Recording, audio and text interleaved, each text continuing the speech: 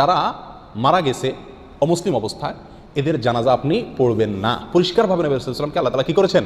নিষেধ করেছেন। তাহলে আয়াত থেকে পরিষ্কার বোঝা গেল কোনো নাস্তিক, যে ব্যক্তির নাস্তিক্য একেবারে পরিষ্কার দিনের আলো মতো প্রকাশ্য সে ঘোষণা দিয়েছে অমুসলিম হওয়া প্রসঙ্গে, ইসলামের প্রতি তার আস্থা বিশ্বাস নাই এই বিষয়ে, অথবা ওলামায়ে কেরামের ফতোয়া আছে তার মুসলিম হওয়ার প্রসঙ্গে, এই ব্যক্তির জানাজা পড়া কি নাই? জায়েজ নাই। যদি কেউ জানাজা পড়ে এই লোকের, তাহলে সেটা গুনাহগার হবেন তিনি, এবং কেউ যদি শরীক হয় তারা সকলেই কি হবেন? গুনাহগার হবেন। সবচেয়ে বড় কথা হলো এই ব্যক্তির জানাজা পড়া তো তার প্রতি অবিচার করা, কারণ তিনি সবসময় ইসলামকে অবিশ্বাস করেছেন।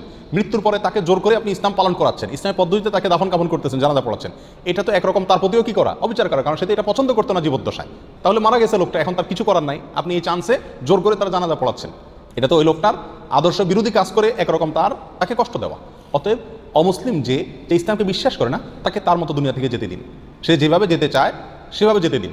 তাকে মুসলমানদের পদ্ধতিতে দাফন কাফন জানাজা এগুলো করা জায়েজও না, আর এটা যৌক্তিকও না।